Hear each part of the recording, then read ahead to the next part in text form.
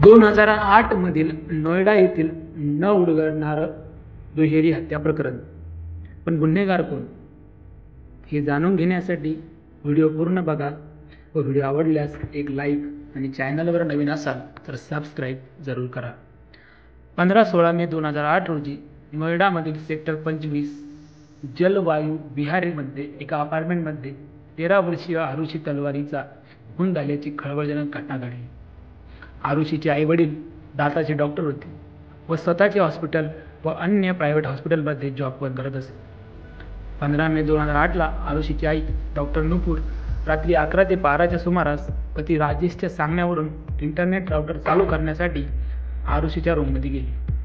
तेव्हा आरुषी चेतन भगत यांची the 3 mistake of my life हे पुस्तक वाचत होते.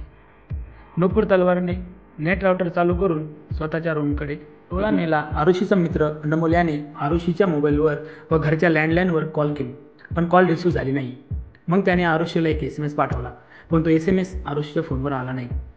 16 मे 2008ला सकाळी 6 वाजता मोलकरीण भारती मंडळीने डोअरबेल वाजवली. दरवेळेस एम प्रसाद उर्फ हेमराज, जो तलवार परिवाराचा नेपाळी कुक होता, तो दरवाजा उघडत असे. पण तिने 2 वेळेस डोअरबेल वाजूनही कोणी दरवाजा उघडला नाही. तेव्हा तिने तिसरी बेल वाजवताच नुपूर उठली. नुपूरने आतली लाकडी दरवाजा खोलला.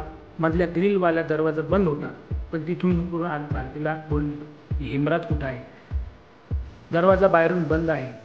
तेव्हा भारती म्हणाली, मला नाही माहिती हेमराज कुठे आहे. त्यावेळेस नुपूर अंदाजे म्हणाली, बहुतेक दूध आणायसाठी गेला असं बाहेर, आणि हेमराज वापस येईपर्यंत भारतीला बाहेर थांबण्यास नाही. भारती वाट बघायला तयार नव्हती. डुप्लिकेट चाव्या नुपूरला फेकायला सांगितल्या. तिने बाल्कनीतून चाव्या बाहेर गॅलरीत फेकल्या. तेव्हा ती दरवाजा उघडण्यासाठी वर आली, पण दरवाजाला धक्का देताच दरवाजा आपोआप उघडला. तोपर्यंत राजेश तलवार जागी झाला होता. तो डायनिंग टेबल जवळ जाताच त्याला स्कॉच विस्कीची बाटली दिसली. तो अचानक घाबरला आणि आरुषीच्या रूमकडे धावला. त्या रूमचा दरवाजा सेल्फ लॉकिंग होता. बाहेरून फक्त चावीनेच उघडला होता.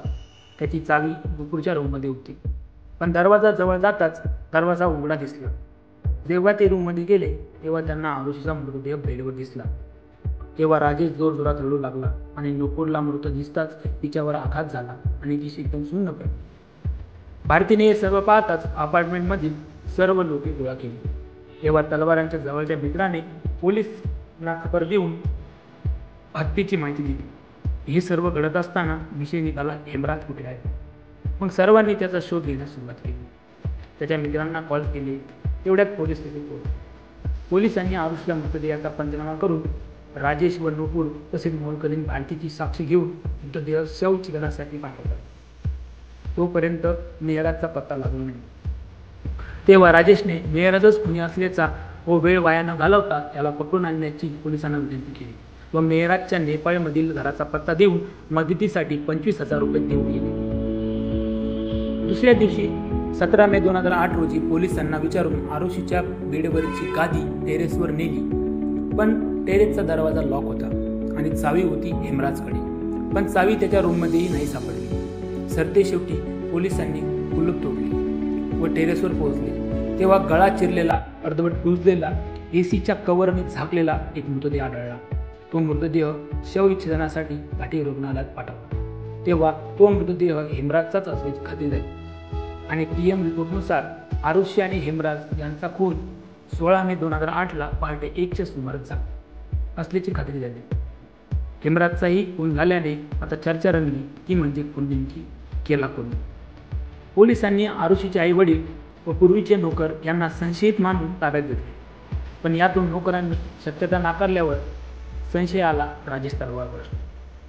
हेमराज राजेशला कथित विवाहबाह्य संबंध आणि आरुषीची झालेल्या भांडणावरून ब्लॅकमेल केल्यामुळे स्कॉच विस्की पाजून हत्या केली असावी व ती हत्या आरुषीने बघितली असावी, किंवा हेमराजला मारताना आरुषीला गंभीर मार लागला असावा आणि दोघेही मृत्युमुखी पडले असावे असा संशय पोलिसांनी व्यक्त केला. पण तलवार कुटुंबांनी व मित्रांनी पोलीस यंत्रणा तपासातील त्रुटी लपवण्यासाठी तलवार दाम्पत्याला अडकवत आहे असा आरोप केला. त्यानंतर प्रकरण CBIकडे गेले, ज्याने पालकांना निर्दोष ठरवले व तलवार दाम्पत्याचे सहाय्यक असलेले कृष्णनाथ हदराई आणि 2 घरगुती नोकर राजकुमार व विजय मंडल यांच्यावर संशय व्यक्त केला. तिघांच्या नार्को चौकशीच्या आधारे सीबीआयने असा निष्कर्ष काढला की त्यांनी आरुषीचा लैंगिक अत्याचार करण्याचा प्रयत्न केल्यानंतर आणि हेमराजचा साक्षीदार असल्याने हत्या केली, परंतु पुराव्याअभावी तिघांचीही निर्दोष सुटका झाली. 2009 मध्ये सीबीआयने तपास एका नवीन पथकाकडे दिला. त्याने प्रकरण बंद करण्याची शिफारस केली. परिस्थितीजन्य पुराव्यांवर आधारित त्यांनी एकमेव संशयित म्हणून राजेश तलवार यांचे नाव दिले, पण पालकांनी राजेश तलवार यांच्यावरील सीबीआयचा संशय निराधार असल्याचे सांगत क्लोजर रिपोर्टला आव्हान दिले. त्यानंतर विशेष सीबीआय न्यायालयाने पुरेसे पुरावे नसल्याचा सीबीआयचा दावा फेटाळून लावला आणि तलवार दाम्पत्याविरुद्ध कारवाईचे आदेश दिले. नोव्हेंबर 2013 मध्ये पालकांना दोषी ठरवण्यात आले आणि त्यांना जन्मठेपेची शिक्षा सुनावण्यात आली, परंतु हा निकाल कमकुवत असल्याची टीका होती. तलवार दाम्पत्याने अलाहाबाद उच्च न्यायालयात यशस्वीरित्या आव्हान दिले, ज्याने 2017 मध्ये त्यांना निर्दोष मुक्त केले. तथापि विशेष सीबीआयने हे प्रकरण सुप्रीम कोर्टात पाठवले, परंतु पुराव्याअभावी तलवार दाम्पत्य निर्दोष मुक्त झाले. पण शेवटी ह्या 2 हत्या केल्या कोणी हे एक आश्चर्यच आहे आणि गुपितच.